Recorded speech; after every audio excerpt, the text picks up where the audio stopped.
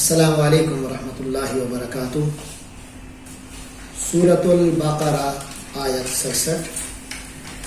اعوذ باللہ من الشیطان الرجیم، بسم اللہ الرحمن الرحیم۔ وَإِذْ قَالَ مُوسَى لِقَوْمِهِ إِنَّ اللَّهَ يَأْمُرُكُمْ أَن تَذْبَحُوا بَقَرَةً قَالُوا أَتَتَّخِذُنَا هُزُوًا قَالَ أَعُوذُ بِاللَّهِ أَنْ أَكُونَ مِنَ الْجَاهِلِينَ۔ صدق اللہ العظیم۔ اس آیت میں سب سے پہلے وَإِذْ بارہا آ چکا، وَإِذْ وا اور از جب بھی کوئی واقعہ یاد دلایا جاتا ہے، ذہن کو کسی طرح متوجہ کیا جاتا ہے کہ ذرا اس کو ذہن میں لاؤ، تو ایسے موقع پہ یہ تعبیر آتی ہے وَإِذْ اور جب۔ قال اس نے کہا، آگے نام مبارک آ رہا ہے موسیٰ، ایک رسول کا نام موسیٰ یعنی موسیٰ علیہ السلام۔ تو قال موسیٰ علیہ السلام نے فرمایا، لِقَوْمِهِ، ایک لفظ ہے لکھنے میں، بنیادی طور پر یہ 3 کلمات ہیں۔ سب سے پہلے لے، قالا کے بعد جس سے بات کی جائے اس سے پہلے لے آتا ہے عربی میں۔ مثلا آپ کہیں کہ اس نے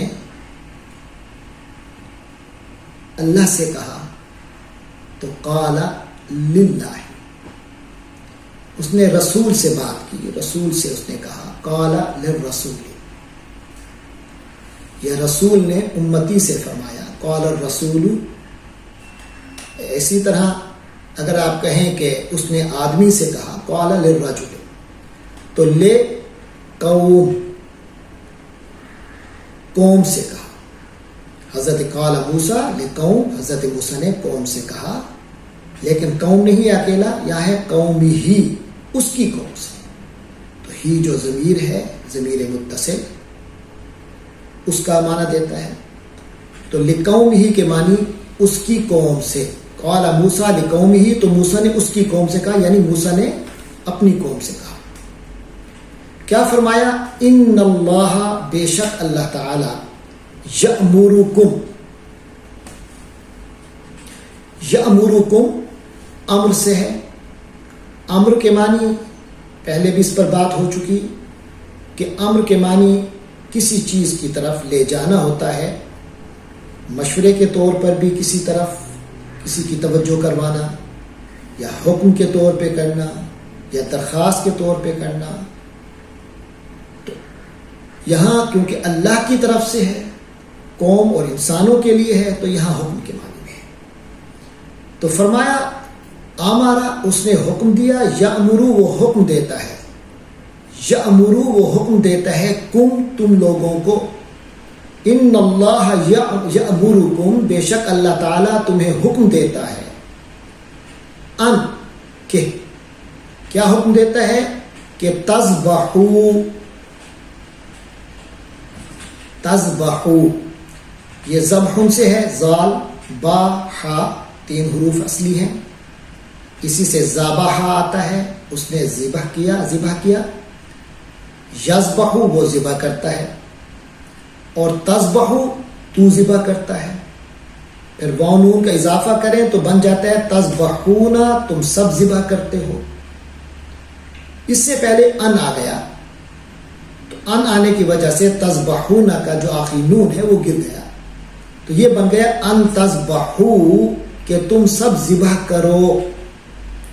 ان اللہ یأمرکم، بے شک اللہ تم سب کو حکم دیتا ہے، ان تذبحو، کہ تم ذبح کرو، بقرۃ، کس کو ذبح کرو؟ بقرہ کو، یعنی گائے کو۔ قالو، قال آیا تھا، اس نے کہا، اور قالو جمع ہے، ان لوگوں نے کہا، اتتخذونا، یہ اتتخذونا اصل میں اخذ سے ہے، حمزہ خا ذال، اردو میں استعمال کرتے ہیں کہ آپ نے اس معاملے سے کیا اخذ کیا، اس مسئلے میں آپ نے کیا اخذ کیا، یعنی آپ نے کیا رائے لی، حاصل کیا. تو آخذہ اس نے پکڑا یا حاصل کیا. اس سے ایک اور فعل آتا ہے اتخذہ، یعنی اس نے بنا لیا، اور اس سے مضارع ہے یتخذو، وہ بناتا ہے، تتخذو تو بناتا ہے، تتخذو تو بناتا ہے نہ ہمیں، تو تتخذنا تو ہمیں بناتا ہے. لیکن اس سے پہلے آ لگا ہے، یہ سوالیہ آ ہے جس کے معنی ہے کیا. کیا تتخذنا تو ہمیں بناتا ہے، ہزواً مذاق، اتتخذنا ہزواً کیا آپ ہمیں مذاق بناتے ہیں. قال، یہ پہلے گزر چکے ہیں الفاظ. قال اس نے کہا، اعوذ، سب سے پہلا ہمارا سبق تھا اعوذ باللہ پہ. اعوذ میں پناہ میں آتا ہوں، باللہ اللہ کی، میں اللہ کی پناہ میں آتا ہوں، ان کے، آج بھی گزرا، پہلے بھی کئی بار گزر چکا. اکون، یہ کون سے ہے، کون کے معنی ہونا. کانا وہ ہوا، یکون وہ ہوتا ہے، اکون میں ہوتا ہوں. ان اکونا کہ میں ہو جاؤں، من سے، الجاہلین جاہل کی جمع جہالت سے، جہالت کے معنی نادانی، انجان پن. تو جس کے اندر یہ انجان پن ہو، نادانی ہو، اسے ہم جاہل کہتے ہیں، اور اس کے آگے یانو لگا کے جمع بنا دیا گیا. تو جاہلین بہت سے جاہل، من الجاہلین جاہلوں میں سے، ان اکون من الجاہلین کہ میں جاہلوں میں سے ہو جاؤں. ترجمے کی طرف واپس آتے ہیں.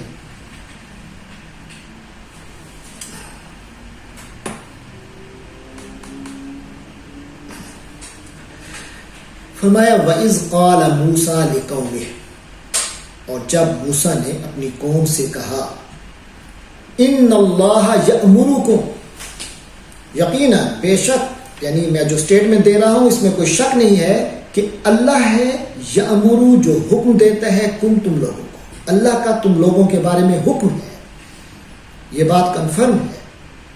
وہ حکم یہ ہے کہ ان تذبحوا بقرہ، کہ تم گائے ذبح کرو. بنو اسرائیل کے بارے میں بات چل رہی ہے. یہ بات پہلے گزر چکی کہ حضرت موسیٰ علیہ السلام کے دور میں اور پھر اس کے بعد بنو اسرائیل کو پر اللہ کی بڑی نعمتیں ہوتی رہیں، مگر ان کا کردار ان نعمتوں کے مد مقابل شکر کا نہیں تھا بلکہ ناشکری کا تھا. اللہ کے احکام آتے رہے، وہ ان احکام کی فرما برداری کی بجائے نافرمانی کرتے رہے، اپنے آپ کو لاڈلا تصور کرتے رہے اور ہر قسم کے لاڈ کرتے رہے. کئی بار اللہ کی طرف سے ان پر کچھ عذاب کی صورتیں بھی نازل ہوئیں. اس وقت کچھ سیدھے ہوئے مگر پھر اپنے کرتوتوں پہ واپس چلے گئے. اب یہ جو آج کی آیت ہے یہ بھی اسی سلسلے میں ہے، لیکن اس میں ایک بہت اہم واقعہ بیان کیا گیا. یہی وجہ ہے کسی باقرہ کی نسبت سے اس سورت کا نام بھی سورت البقرہ ہے.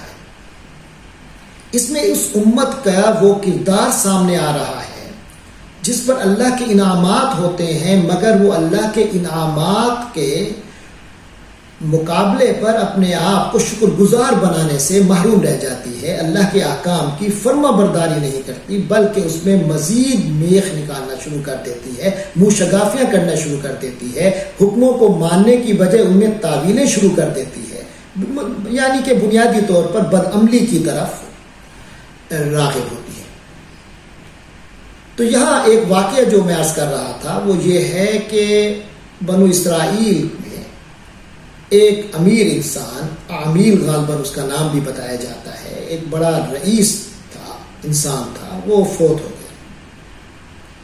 اب اس کا کوئی ولی وارث جو تھے وہ اس کے جو کزنز تھے یا اس کے جو بھتیجے تھے وہ تھے، تو لہٰذا انہی لوگوں نے خود ہی قتل کیا تھا اور اس کی لاش کو کہیں دور پھینک دیا تھا، اور اس کے بعد خود ہی واویلا کرتے ہوئے حضرت موسیٰ کے پاس آئے اور کہنے لگے جی کہ ہمارا فلاں قتل ہو گیا ہے اور آپ پتہ کریں کہ قاتل کون ہے، اپنے رب سے دعا کریں اور ان سے پتہ کریں کہ اس کا قاتل ہمیں پتہ چل جائے. تو اس کے جواب میں انہیں کہا گیا کہ اللہ تعالیٰ سے حکم یہ ملا ہے کہ تم ایک گائے ذبح کرو. تو فرمایا وَإِذْ قَالَ مُوسَىٰ، جب موسیٰ علیہ السلام نے فرمایا لِقَوْمِهِ، اپنی قوم سے، إِنَّ اللَّهَ يَأْمُرُكُمْ، یقیناً اللہ تمہیں حکم دیتا ہے أَن تَذْبَحُوا بَقَرَةً، کہ تم گائے ذبح کرو. دیکھیے یعنی بتایا کہ اللہ حکم دے رہا ہے تمہیں، جو تم مانگ رہے ہو اس کا جواب یہ ہے کہ اب تم ایک گائے ذبح کرو. اور ساتھ حضرت موسیٰ نے صرف یہ نہیں کہا کہ اللہ تمہیں حکم دیتا ہے گائے ذبح کرو، بلکہ انا کا یہ استعمال بتا رہا ہے کہ انہوں نے بڑی تاکید سے بات کی، یہ اللہ کا فرمان ہے. مگر اس کا رسپانس کیا تھا؟ قالوا، وہ کہنے لگے، اتتخذونا ہزوا، کیا آپ ہمیں مذاق بنا رہے ہیں، ہمارا مذاق بنا رہے ہیں موسیٰ. دیکھیں اس میں کتنی، ایک تو نبی کی توہین کا عنصر، اور دوسرا انہوں نے فرمایا تھا کہ اللہ فرما رہا ہے، تو وہ کہتے ہیں آپ ہمارا مذاق بنا رہے ہیں. قال، تو حضرت موسیٰ نے فرمایا اعوذ باللہ، ارے میں تو اللہ کی پناہ میں آتا ہوں، ایسی چیز سے اللہ کی پناہ، ان اکون من الجاہلین، کہ میں جاہلوں میں سے ہو جاؤں. یعنی مذاق کرتے رہنا، سنجیدہ معاملے میں مذاق کرنا، یہ جہالت ہے. اور پھر یہ تو اللہ کی بات میں کر رہا ہوں، اللہ کی طرف نسبت کر کے بات کر رہا ہوں، اللہ کا حکم سنا رہا ہوں، تمہیں دین بتا رہا ہوں، اور تم سمجھ رہے ہو کہ تمہارے ساتھ یہ جہالت کروں گا. کیا عجیب سی بات ہے. اعوذ باللہ، میں اللہ کی پناہ میں آتا ہوں، ان اکون من الجاہلین، کہ میں جاہلوں میں سے. اس کے بعد کیا ہوا؟ ان لوگوں نے مزید مشغافیاں کی، مزید سوالات پیدا کیے، اشکالات پیدا کیے، نتیجتاً خود ہی پھنسے. لیکن ان آیات سے ہمیں سمجھ مل رہا ہے کہ ہم نے کیا کردار، جب ہمیں نبی پاک حضرت محمد صلی اللہ علیہ وسلم کی تعلیمات ملتی ہیں تو ہم نے اس کے جواب میں کیا کرنا چاہیے. وہ نادانیاں، وہ بے وقوفیاں، وہ تعویلات کا سلسلہ ہمیں نہیں چلانا چاہیے جو کہ پچھلے انبیاء کی قوم نے کیے. اللہ تبارک و تعالیٰ سے دعا ہے کہ ہم سب کو اپنے سلیم عطا فرمائے، دین پر پورا کا پورا عمل کرنے والا بنائے. وآخر دعوانا ان الحمد للہ رب العالمین.